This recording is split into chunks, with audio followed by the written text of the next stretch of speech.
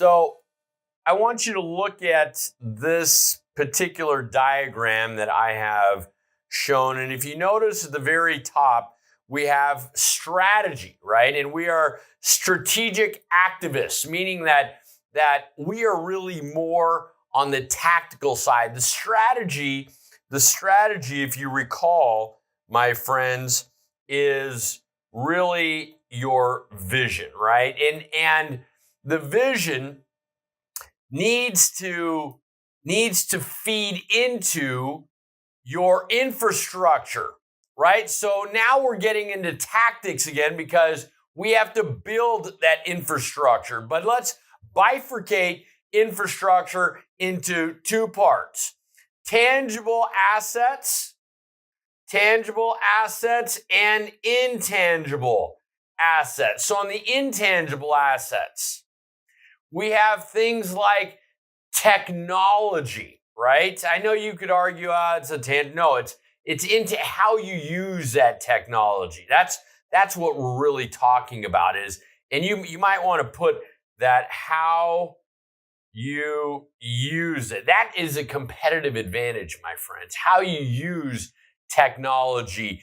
Everybody has access to very similar technologies. How you use it is an intangible asset that absolutely needs to be utilized, needs to be effective, okay? Needs to be effective more than anything. Reputation. Let me tell you something. You build or you destroy your brand every single time you meet someone, whether you meet them every day, a dozen times a day, or whether you meet them once a year. Your reputation is everything. Do not compromise your reputation for a few fast dollars. Do not do it. Do not do it. Culture. Culture is absolutely an asset. I know many of you would rather work in an environment with less pay where you have a more open culture, an open structure, right? Horizontal matrix, horizontal matrices, which we've talked about, right? So intangible assets. This is what you've got to build. So yeah, you have a vision, right? To put Adidas out of business, whatever it is. But you got to now start thinking tactically again. That's where we spend most of our time in strategic planning, which we've talked about, is what is our infrastructure going to look like? We have to think very clearly about the intangible assets. Those are very important for customers. They're very important for, we're going to say, customers and investors, my friends, and stakeholders. What's a stakeholder? What's a stakeholder?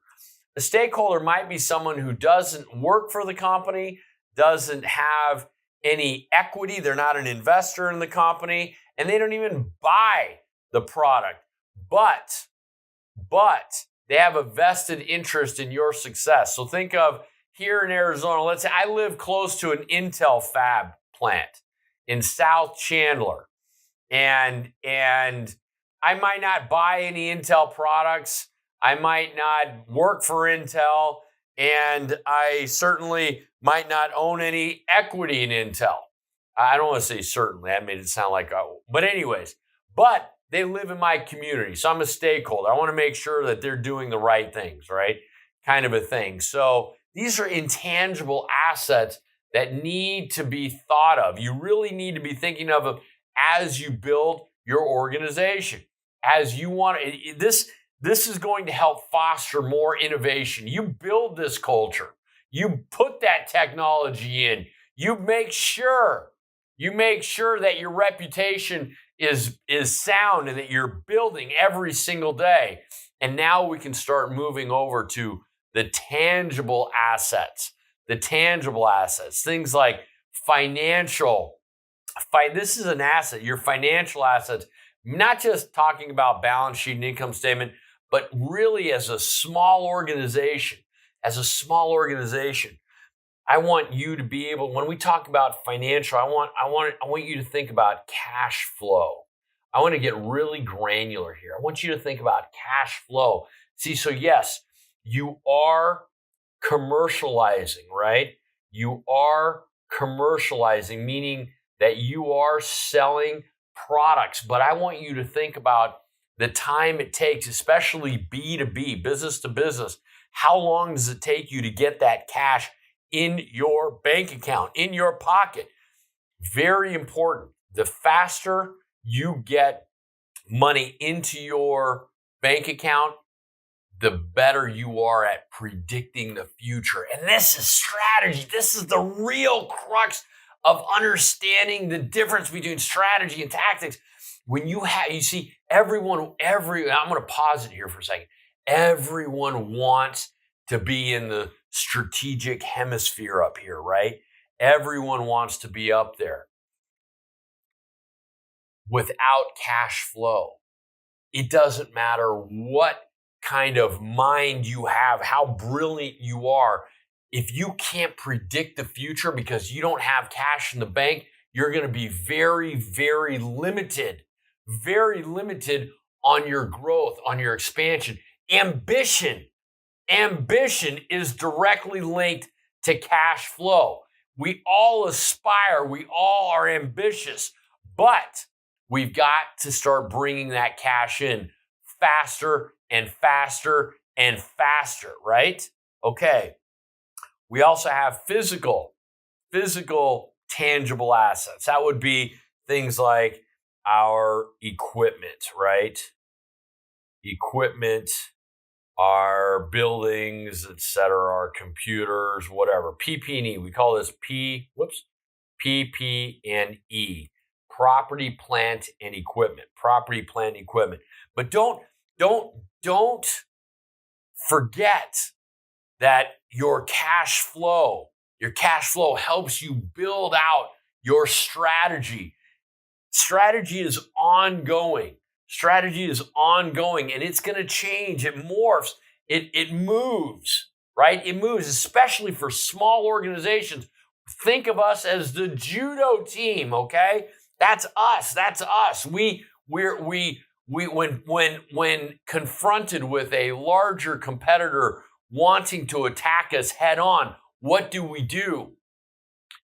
We sidestep, or we use their weight against them, right? We've got to be flexible. We've got to be nimble. This is what we're talking about with being strategic and innovative in this space. I'm not trying to teach you how to be General Electric, right? Or I don't want to teach you how to be Ford. I don't want to teach you how to be Coca-Cola. I don't want to teach you how to be Samsung. This is for the real world. This is real-time, real-world teachings. And we're talking about smaller to medium-sized enterprises. Does this work with larger companies? Absolutely. But getting larger companies to implement things like nimbleness and, hey, let me tell you something. It's death by committee first, right? So then as we go back, now we've got our intangible assets, we've got our tangible assets. We're building this. We understand our cash flow. We understand our reputation. And now we have to really start building the infrastructure out from a human perspective. Skills. What kind of skills are we looking for? Competencies, capabilities. Now I'm going to pause it here because I want to make sure you understand the distinction between competencies and capabilities. Let's look at Honda. Honda's a good Honda car, motorcycles, etc. Right? So they make gasoline and some electric stuff here too, but they make mostly gasoline combustible engines, right? They make combustible engines. They have a very, very high competency in making reliable combustible engines in vehicles, right? They have the capability as well, meaning that they have facilities that allow them to mass produce. They not only have the competency, but they have the capability to mass produce or even just produce a few of these vehicles every year, although they produce thousands a month, right?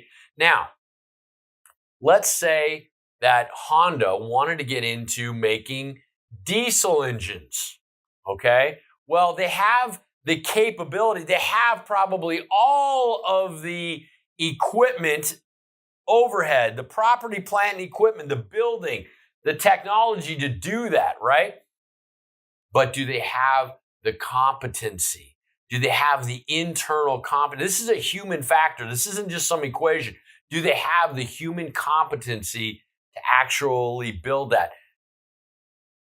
Know the distinction between competencies and capabilities.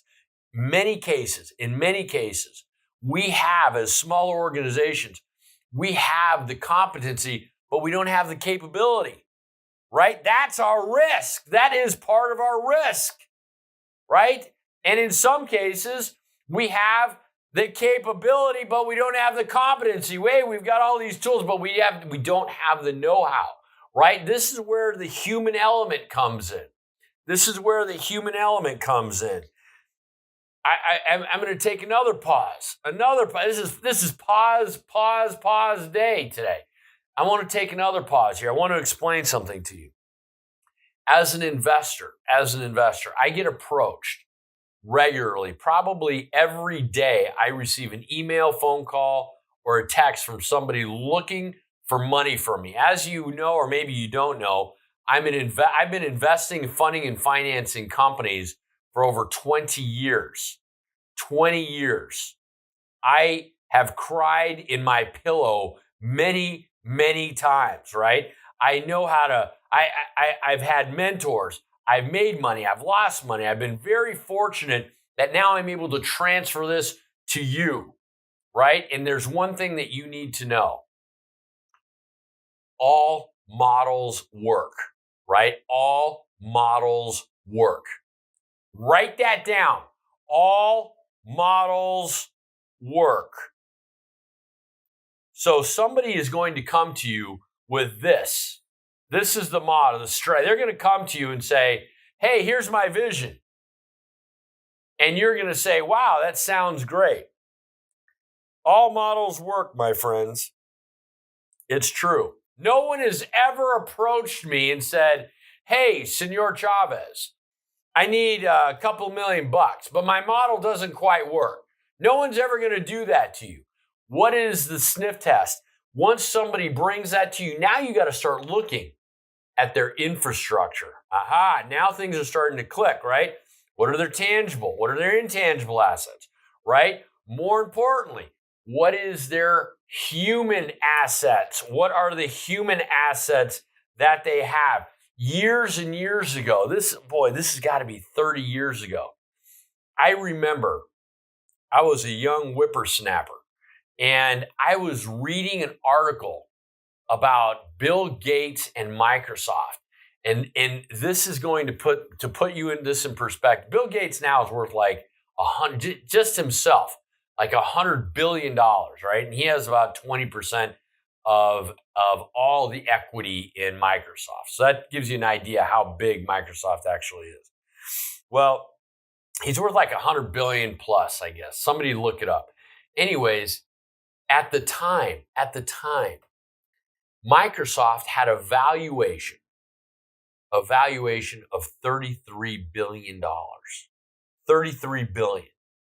And they had assets, tangible assets of $2 billion. And the interviewer in the article asked Bill Gates, how do you account for the fact that you only have $2 billion in assets, yet your company is worth $33 billion? The delta is $31 billion. How do you account for that delta? Where is the value? And he said, it's all in the minds of my employees. It's all in the minds of his team, the human element, right? The human element, so very competencies, capabilities, skills, motivation. That's what this word says. If you can't read it, the next one underneath capabilities, motivation, collaboration. We've talked about horizontal management matrices, right? A flat management structure. This is all going to lead us, my friends. This is going to lead us to really understand what competitive advantages are. I know it's a beaten up phrase, competitive advantages. It's kind of like critical thinking. I can't stand that term, critical thinking. We need to be lateral in our thinking, attacking from an angle, right? Everyone does critical thinking. It's a ridiculous notion. We need to be more critical. Those of you who have put, I'm a critical thinker on your resume, scratch it out and put lateral thinking. Make the employer ask you what lateral thinking is. I'm going to tell you why. Because not every single problem is going to be solved the same way. You're going to need to attack it from an angle, even if it's the same problem that you saw yesterday. I digress. But understand competitive advantages. Understand that it's how you stack the team. It's how you utilize the resources. How you utilize the resources, my friends. Your intangible assets, your tangible assets, your human assets, right? We are and we need to be part of this judo team, right? Flexible, nimble, utilizing our assets in the best, most productive way. We are not efficient, by the way, and I'm going to tell you this. This is all within the context of being a smaller organization. We are not efficient. We're not efficient. I know you're organized. I know you're taking courses online. You've got a structure. You know exactly what time you're going to be in school, what time you're going to be at work, what time your kids need to be fed, everything. You got it all down.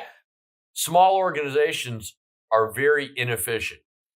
We do not have the luxury of having a team of Six Sigma or Lean Six Sigma total quality managers available to us, right? No, we are in the customized space. Remember, we're in the reef. And our competitive advantages are very important to us. One of them is not efficiency. And I don't want you to be thinking about efficiency too much.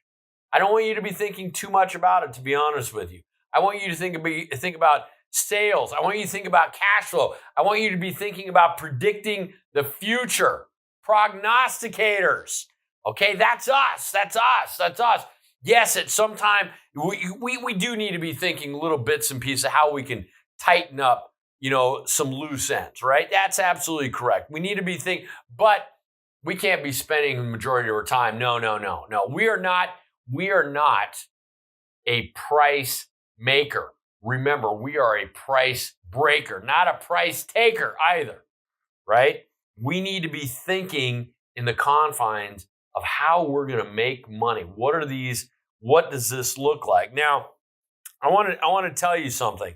Years ago, I was reading, this is when I was about 20 years old. I was about 24 years old. I was about 24 years old, and I had been hired a few years before, at around 2021, by a firm, by an investment banking firm. And just to give you a little background on me, my entire life, I was always the last kid picked in soccer or football, basketball, whatever it was, right? So, and I remember my mother always telling me, "Mijo, I know you got cut from the team, but next time you almost made it. You almost did it." And so my entire life is riddled with this kind of stuff. And so next time, mijo, next time. And so I coming right out of university, 21 years old, I got hired by an investment banking firm. And they stuck me with the lawyers. They put me with the legal team. And honestly, I thought they were trying to fire me. And it was terrible stuff. I mean, it was structure, it was legals, all these documents. I couldn't stand it. I knew that they were trying to fire me. But I was learning about infrastructure. I was learning about structure. I was learning about all of the things that it takes to make, on the legal side, to make the strategy of our organization actually work. So it was very valuable. And then at about 24 years old, there was a position that opened up, an investment banking position, to be a real investment banker. And I was doing a lot of this stuff, but I didn't really have the title, right? But I was doing it, man. I was finding companies, underwriting them, doing the bridge loans, the private placements, the initial public offering, you name it, the valuation, the whole enchilada. Well, I remember this investment banking position come up, and I had read, to put this in context, I had read a few years before this Harvard Business Review article, and I didn't understand it. I had no idea. I read it, and I must have read it. I'm not kidding. Sometimes I'm a very slow learner. I must have read it about 10 times. I still don't understand it, but I must have read it about 10 times.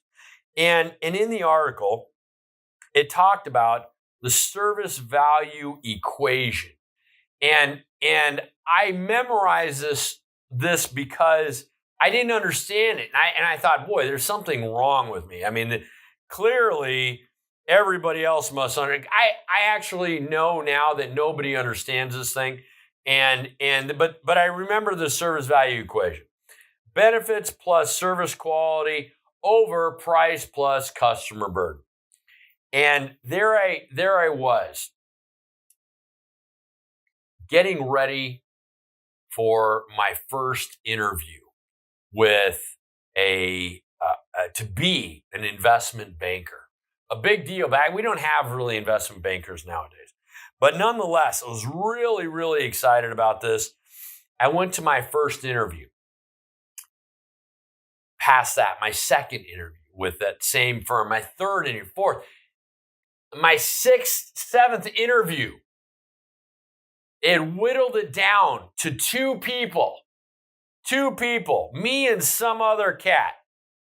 And I was out of my mind. I couldn't say anything more. They kept asking me questions. I kept having different interviewers ask me same questions. I was borderline, BSing my way through because I had just been bludgeoned to death. And they'd finally come down to, and they said, listen, Aaron,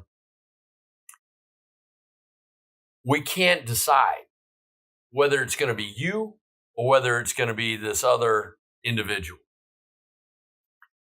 So what we've decided to do is we've decided to take you both to lunch. And we're going to interview you both at lunch. So I thought, okay, great. I just bought a brand new suit, a beautiful Armani. It was a 4-button at the time. It was in style, a 4-button suit. It was a subtle pinstripe, so it wasn't like this blingy thing, but it was Italian threads. I mean, it was all nice. It was all great. Anyways, so I get to the restaurant, and they had this in Scottsdale. I get to the restaurant, and I got there early. And there I am. I'm sitting in my car, and I see a car pull up, and this gentleman gets out, and he pulls his jacket out and puts his jacket on. He's this tall, blonde, blue-eyed, Zeus-looking god thing. And I was like, oh, well, what are the chances that's my competition? Oh, no. And so I thought, okay, maybe he's not going into that restaurant. Maybe he's walking towards that door. No, maybe go away. Somebody tackle him. Can I tackle him? Is it too late? And so I decide, okay, it's time for me. So I get out, I grab my jacket, I throw it on, and I'm walking behind him by about 10 paces.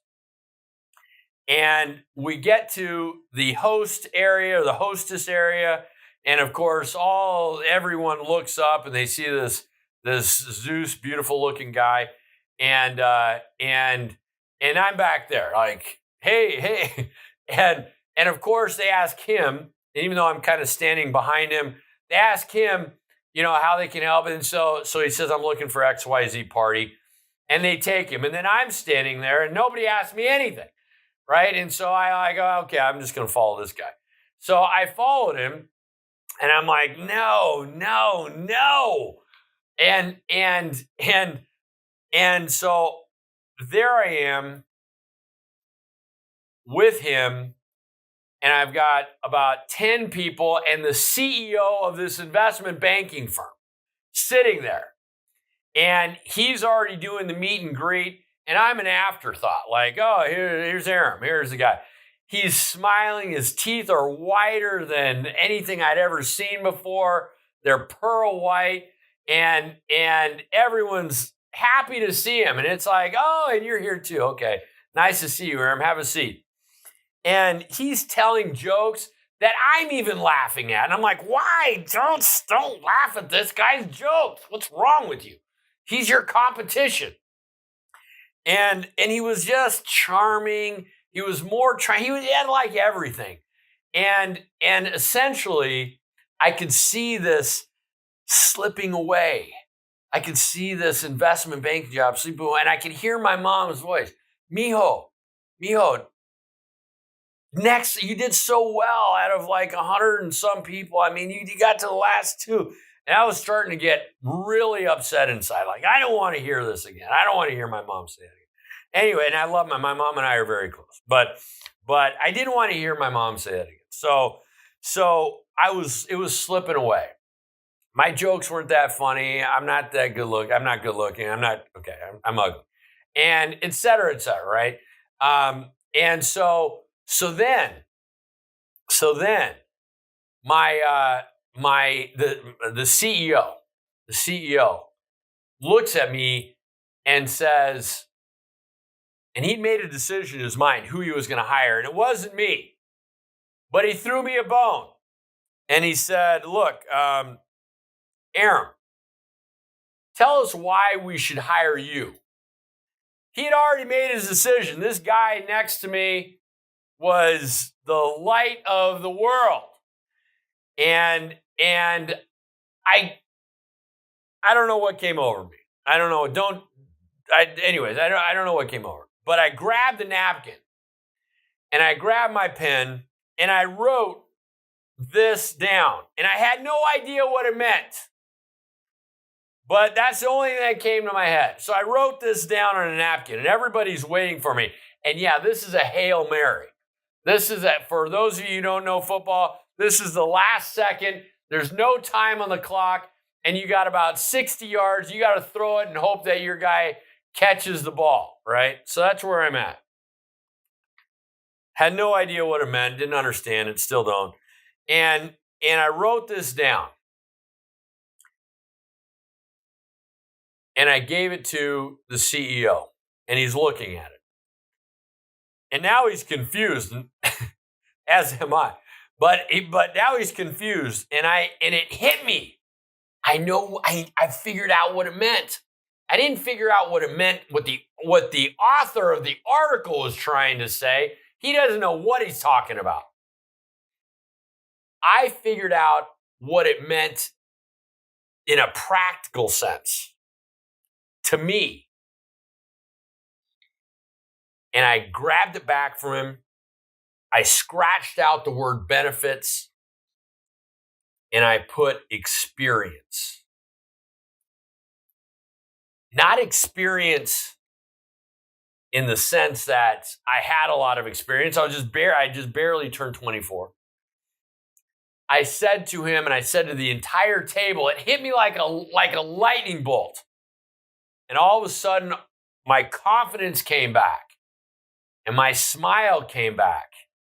And that wild gleam in my eye that my wife sometimes is like, uh-oh, what kind of idea popped in his head? I had it back. And I gave it to him. And I said, where everyone else is going to give you benefits and a result, I'm going to give your customers, your clients, an experience.